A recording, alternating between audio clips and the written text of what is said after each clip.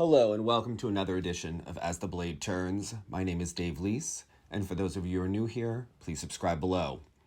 Well, I'm going to start with a little something unusual today, some track and field news that broke over the weekend, and I'll explain why. Kenyan marathon runner Lawerence Cherono and American 400 meters runner Randolph Ross were provisionally suspended by the Athletics Integrity Unit, the AIU, on Saturday, ruling them out of the current World Championships in Eugene, Oregon. Now, the AIU, which oversees integrity issues in international athletics, including doping, said a sample collected from Cherono tested positive for trimetazidine, a substance on the 2022 World Anti-Doping Agency prohibited list as a metabolic modulator. Now, if you remember, this is the same banned drug that Kamila Valieva tested positive for prior to the 2022 Winter Olympic Games. Cherono is the winner of the Boston and Chicago marathons in 2019, and he provided his sample during an out-of-competition test on May 23rd and was informed of the adverse analytical finding when he arrived in Eugene on Thursday. Substances in this category modify how the body metabolizes fat.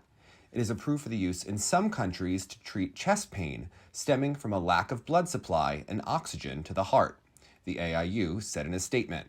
Trimetazidine is a non-specified substance, and a provisional suspension is mandatory following an adverse analytical finding for such a substance under the World Athletics anti-doping rules, unless certain conditions apply.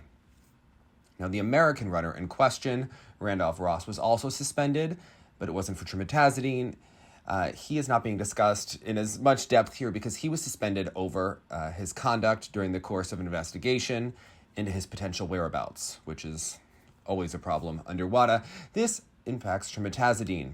Now, note that they were talking about oxygen being supplied and blood to the heart, seeing that this is used by a marathon runner. This is certainly something that would help endurance and help the training of all of the programs that Valieva and the other athletes are doing, which obviously has a benefit in a sport like figure skating. Now, let's just point out a couple of things here. He tested positive for it. Now, the test sample was given on May 23rd. Over the weekend, hearing roughly the dates of July 16th is when this was announced. So it's roughly the same amount of time that Valieva's sample took, actually, prior to the 2022 Olympic Games. Remember, Valieva tested at the Russian Figure Skating Championships shortly before Christmas, which she didn't then find out until early February. So this is roughly the same amount of time, and that was a huge scandal and source of speculation at the Olympics. So it does seem that these samples do take a considerable amount of time. I'm not saying that is right or wrong. It's just a reference point about the amount of time that it takes. There are certainly reforms that can and should be made there in terms of the testing timelines. It seems that Cherono is a Kenyan runner. We do not know if Grandpa Valieva vomited in his glass as well while he was thousands of miles away, just like Valieva was when she was considerable miles away from Moscow, performing at the Russian Figure Skating Championships on the other side of the country. No, I wanted to give an update on the situation with Valieva and WADA, and whether or not Team USA will ever get those silver or perhaps gold medals from the Winter Olympic Games. In its report from the Beijing 2022 Winter Olympics, World Anti-Doping Agency's independent observer team has reminded anti-organizations of the importance of ensuring that laboratories are well informed of the sample priority to receive timely results from tests before major events. I certainly think that Cherono's testing result prior to the World Track and Field Championships would fall into this category. This is about Kamila Valieva. The warning follows the controversy surrounding Russian figure skater Kamila Valieva, who was at the center of the doping scandal at Beijing 2022. Valieva, who was 15 at the time of the Games, is not named directly in the report. While testing athletes in the lead-up to a major event is important, so is ensuring that the laboratory has reported results, the report reads. As the International Testing Agency reminded all Winter Olympic international federations in their sport-specific protocols, the IO team would also like to remind all anti-doping organizations of the importance of ensuring that laboratories are well informed of the sample priority so that results, such as adverse analytical findings, are reported with sufficient notice prior to an event in which the athlete is due to compete. Now, if you recall, Valieva's sample was actually not marked as a priority prior to the Olympics. There is plenty of speculation there about why it wasn't. Was it a mistake? Perhaps were calculations off? Was it intentional? We'll never know for sure, but it's certainly something that is interesting in this case, as the timeline has also been under such scrutiny. A case in point is the extremely unfortunate situation of a figure skating athlete whose urine sample collected several weeks before the beginning of the Olympic Games returned an adverse analytical finding. And remember, in figure skating, they're only doing urine samples. They're really not doing blood samples. It's highly, highly unusual and rare for that to take place. The report was reported after she participated in her first event. This is not the first time that a positive pre-games test was reported during the Olympic Games. At least one athlete from the Tokyo Olympic Games received notification of a positive test during the Tokyo Olympic Games based on a pre-games test. All athletes coming to the Games should be able to enjoy their experience and know that they are competing on a level playing field. This situation was not only challenging for the IF, the National Anti-Doping Agency, the International Olympic Committee, and the International Testing Agency to manage, but also, from an independent organization team perspective, extremely sad to witness. Among its recommendations, the IOT team suggested that samples from athletes attending the Games should be prioritized by anti-doping organizations, and quick turnaround times should be requested by anti-doping organizations from laboratories. Well, I think we can all agree with that. It added that a review of anti-doping administration and management system data should be conducted by relevant testing authorities to ensure all analytical results have been received in a timely manner, and that WADA should review this situation and determine, as the global regulator, what measures can be put in place to minimize, if not eliminate, such unfortunate situations for future events. The report highlighted that the sample was not collected during the Games, nor was it a sample that was part of the Beijing Games anti-doping program.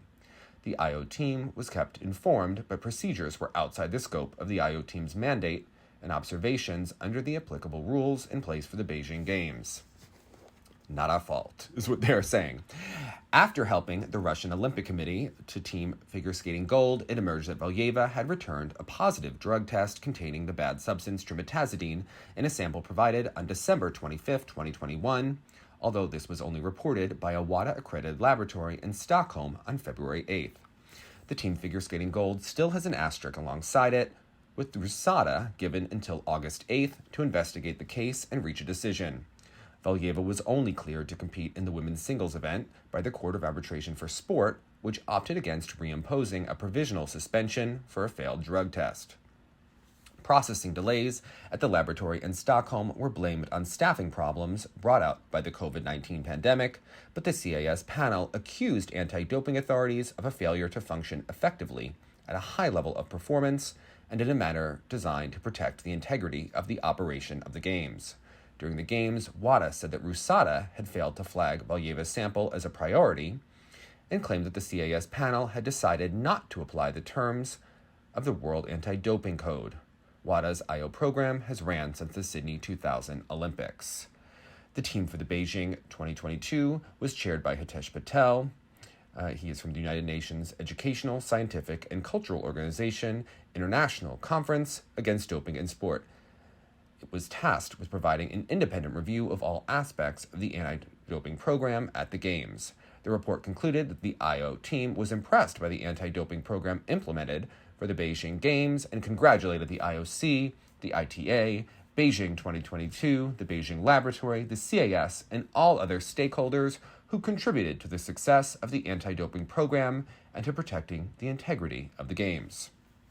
Patel praised the collaboration between the various bodies. What a lot of red tape, I have to say. It was a privilege to lead WADA's independent observer team for the Olympic Winter Games in Beijing. As the report highlights, the IO team was impressed by the anti-doping program implemented for the Games and congratulates the IOC, the ITA, Beijing 2022, the Beijing Laboratory, the CAS, and the China Anti-Doping Agency and other key partners who contributed to this positive outcome. This involved hundreds of dedicated individuals from around the world that collaborated effectively before, during, and after the Games to deliver a robust anti-doping program and protect the integrity of the Games. In addition to highlighting the strengths of the program, the report also identifies a number of recommendations for key stakeholders to consider for future Games. Above all, we must recognize the athletes who, despite the challenging circumstances presented by the global COVID-19 pandemic, played a central role on contributing to a successful Games. Well, I just want to discuss the recommendations aspect. In addition to the timeline, I think something that was really discussed earlier was the fact that figure skating is really only using urine tests. And as pharmacological approaches to sport continue to increase, I do think that it is time for figure skating to move towards the biological passport, which tracks readings for both urine tests and blood tests throughout the year, both inside and outside of competition, which then flags aberrant results. I think if we are committed to clean sport, it's definitely something that should be encouraged in the future. There is another situation involving Valieva that I did want to give an update on. There was an article on June 10th stating that the new ISU president, Kim Jae-yul, said that Kamila Valieva's B sample has yet to be tested and that the case remains a work in progress. Kim was speaking after being elected by the organization's first non-European president and a clear victory at the ISU Congress in Phuket. The South Korean official refused to be drawn on the ongoing investigation and provided no further details, instead turning the focus to a rule change agreed earlier in the week, which raised figure skating's minimum age to 17.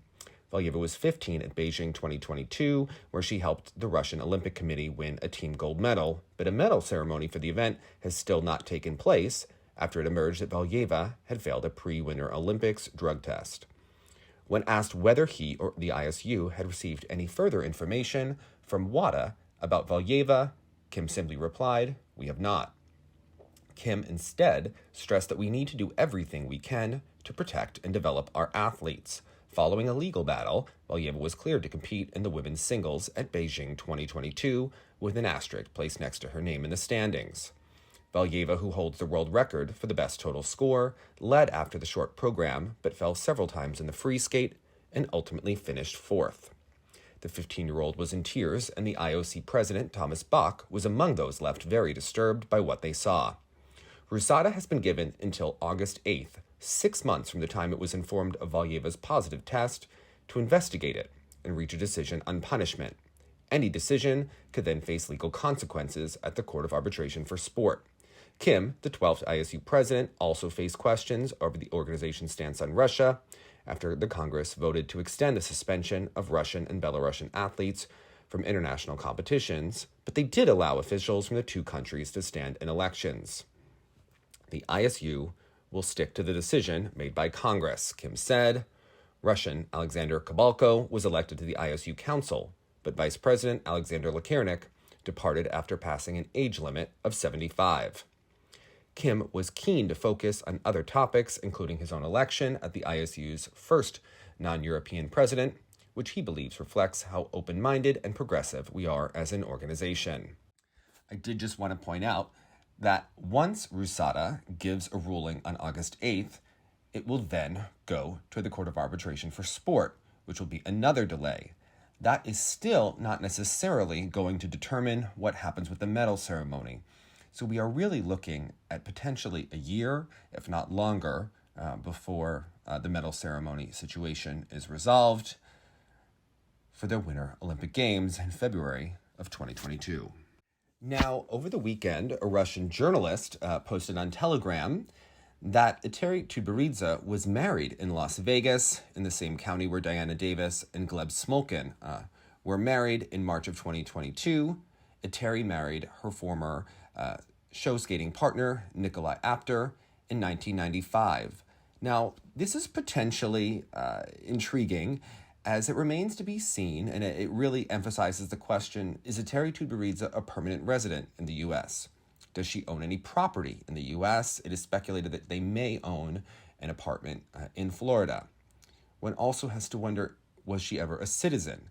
If she is a citizen or a permanent resident, How does that impact the Rodchenkov Act and any charges that may or may not be brought against her? Would it be different if she's a citizen? These are all things that hang in the balance, as we are all going to be discussing the Kamila Valieva doping case and whatever RUSADA, WADA, and the CIS find and determine in the upcoming months. Also, this is just a reminder that Diana Davis was born in the U.S. in 2003. So if Eteri was married in 1995 and was a show skater in 95 and then was coaching in San Antonio and in other parts of the country, that's at least 8 years that she was in the United States. It's believed that she was here longer before returning to Russia. And she did have a baby in Las Vegas, which then her daughter would have dual citizenship, and it would give Eteri a path to citizenship as well and keep her options open. This is a common practice, especially of those in figure skating. Elena Ilinik also had a baby in Florida, and she made sure to have her second baby in Dubai, keeping her options open as well. Earlier today, the Japanese press announced that two-time Olympic figure skating champion Yuzuru Hanyu will hold a press conference on July 19th. According to representatives of the athlete, on this day he will make an important statement. Whether we are talking about the end of his career, it's not specified. Earlier, a profile of the 27-year-old figure skater appeared on the website of the Japanese Figure Skating Federation in the 2022-23 season selection. He himself also announced plans to continue performing. He did finish fourth at the Beijing Olympics last season. It is believed that he is supposed to participate in the ISU Grand Prix, although an announcement is certainly curious. It is believed that the ISU Grand Prix assignments will be announced any day, perhaps as early as July 19th. So the timing of this situation is certainly perhaps dubious about his competitive future. Over the weekend, the Russian Figure Skating Federation also announced its calendar for the Russian Grand Prix competitions in the 2022-23 season. There are so many people that will comment on any video. Why are the Russian athletes training if they can't compete in international competitions? Well, we have to reiterate that Russia is hosting its own Grand Prix, perhaps its own alternate version of reality that will take place in Russia during the season. And they just so happen to line up with the same weekends of the ISU Grand Prix. Well, stage 1 of the ISU Grand Prix is to begin in Norwood, Massachusetts, October 21st to the 23rd. The Golden Skate of Moscow, the first stage of the Russian Grand Prix, will take place that same weekend. And I would gather that we may have some big names competing to certainly draw attention that same weekend. The second stage of the ISU Grand Prix is going to take place in Mississauga, Canada, October 28th to the 30th. And the second stage of the Russian Grand Prix, the Velvet Season, will take place in Sochi that same weekend. The third stage moves to France, November 4th to the 6th. And the third stage of the Russian Grand Prix moves to Kazan that same weekend. Now, stage 4 is that TBD venue, November 11th to the 13th. It's believed to be Sheffield, England. It was earlier posted that it would be before a scheduling issue. This, again, will take place in Moscow that same weekend. The fifth stage is to take place in Japan, November 18th to the 20th. That's earlier that week, November 16th to the 18th. The Volga Pirouette will take place in Samara in Russia. And then the sixth stage will take place in Finland, November 25th to the 27th. And that will take place in Perm, Russia, for the Russian Grand Prix. Now, the Russian Grand Prix final is going to take place in Sochi, March 3rd to the 5th. It's unclear if that is their alternate version of the World Figure Skating Championships or if there will be another competition, but I am sure that we will hear about all of this in the coming weeks. It's just certainly food for thought. And as we move forward, the Junior Grand Prix will begin August 24th to the 27th and run to October 12th to the 15th. So skating season is certainly about to be upon us. And I would be remiss if I didn't announce that former ISU President Ochavio Cinquanta has died at the age of 83. The Italian official led the governing body from 1994 to 2016 and was a member of the International Olympic Committee for 20 years, beginning in 1996. Cinquanta was 77 when he stepped down as ISU president, 2 years older than what was the age limit of 75 after the Executive Council decided to delay elections, first scheduled for June 2014. Born on August 15, 1938 in Rome, Cinquanta grew up in Milan, where he practiced ice hockey, athletics, and speed skating. Prior to his election as president, Cinquanta was a member of the ISU's Technical Committee from 1975 until 1992, and then vice president from 1992 until 1994. He was consecutively reelected to the presidency 4 times and had held the title of honorary president from 2016. Dutch official Jan Durkema followed Cinquanta as ISU president and was himself succeeded earlier this year by Kim Jae-il of South Korea. Now, Ochavio Cinquanta was certainly a controversial figure. He reigned over the ISU during the skating boom in North America during the mid to late 1990s, and he is also responsible for the international judging system, which revolutionized figure skating and was highly controversial. Cinquanta was also a member of the Italian National Olympic Committee, National Council. He is credited with playing a key role in the introduction of short-track speed skating to the Olympic program and the reform of the judges' scoring system in figure skating, having presided over the scandal at Salt Lake City 2022. The pair's figure skating contest was the subject of fixing allegations, and 2 gold medals were ultimately awarded to original winners Elena Bereshnaya and Anton Sikorlidze of Russia, and then to the Canadian pair of Jamie Salé and David Peltier. This led to several officials being suspended and the ISU introducing sweeping changes to the judging system. Cinquanta was a member of the IOC Executive Board as a representative of Winter Sports from 2000 to 2008. CONI President Giovanni Malago expressed deep condolences to Cinquanta's family, and the National Olympic Committee observed a minute's silence today. How will you remember Cinquanta's contributions to figure skating? Do you think that his overall presidency was positive for the sport? Do you think that his legacy will be towards moving it forward? Or do you take the other aspect, that it was merely window dressing and he was hiding scandals? Please sound off in the comments below.